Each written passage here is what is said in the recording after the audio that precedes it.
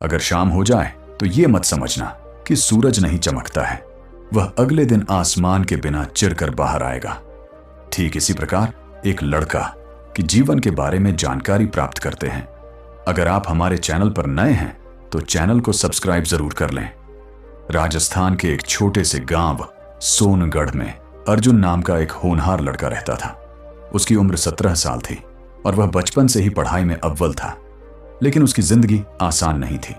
पिता रामस्वरूप एक किसान थे जो बेमौसम बारिश और कर्ज की मार झेल रहे थे। मां सावित्री घर संभालती थीं, लेकिन बीमारी ने उन्हें कमजोर कर दिया था।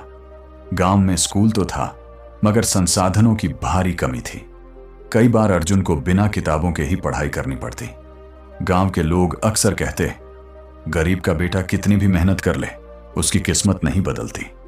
लेकिन अर्जुन इस सोच को बदलना चाहता था।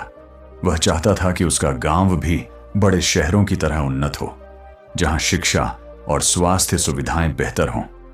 अर्जुन को पढ़ाई से बहुत लगाव था।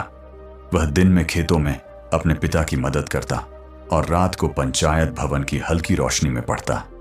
कभी कभी जब वहां भी रोशनी नहीं होती तो वह चांदनी रात में बैठकर पढ़ाई करता। उसकी मेहनत और लगन को देखकर उसके स्कूल के शिक्षक मिश्रा सर उसे हमेशा प्रेरित करते। एक दिन गांव में एक बड़ी कंपनी की स्कॉलरशिप परीक्षा की जानकारी आई।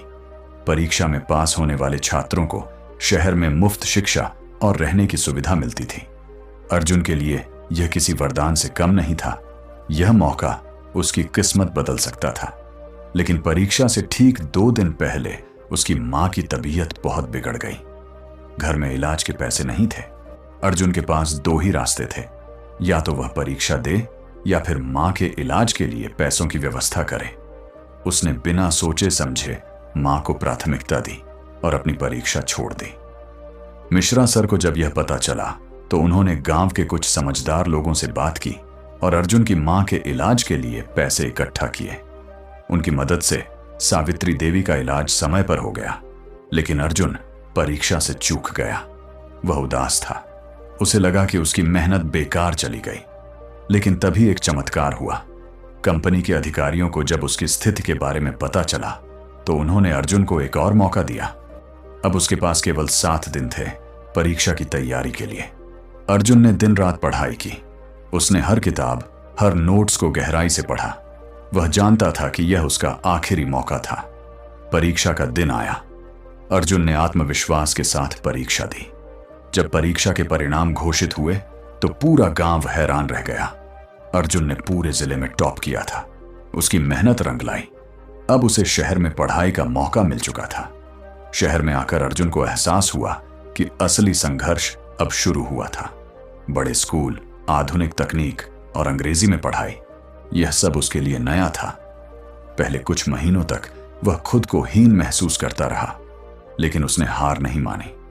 उसने अपनी अंग्रेजी सुधारने के लिए रात रात भर किताबें पढ़ी, ऑनलाइन वीडियो देखे और अपने शिक्षकों से मदद ली।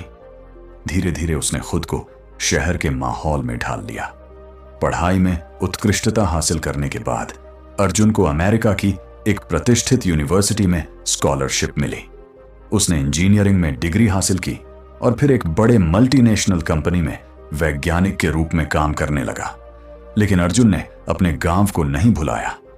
वह अपने सपने को पूरा करना चाहता था, अपने गांव को एक विकसित जगह बनाना। सालों बाद अर्जुन गांव लौटा, लेकिन यह वही गांव नहीं था जो उसने छोड़ा था। यहां अब भी गरीबी थी। बच्चे शिक्षा से वंचित थे और चिकित्सा सुविधाएं न के बराबर थीं। उसने फैसला किया कि अब वह कुछ बड़ा करेगा। उसने अपनी बचत और कुछ सहयोगियों की मदद से गांव में एक स्कूल खोला, जहां गरीब बच्चों को मुफ्त शिक्षा दी जाती थी। उसने एक छोटा अस्पताल भी बनवाया, जिससे लोगों को बेहतर चिकित्सा सुविधा मिल सके। गांव के वही लोग जो कभी कहते थे कि गरीब का बेटा कितना भी पढ़ ले, किस्मत नहीं बदलती, अब अर्जुन की मिसाल देने लगे। एक दिन गांव में एक पत्रकार आया और उसने अर्जुन से पूछा, आपकी सफलता का राज क्या है? अर्जुन मुस्कुराया और जवाब दिया, मेरी सफलता का राज सिर्फ एक चीज है, कभी हार मत मानो।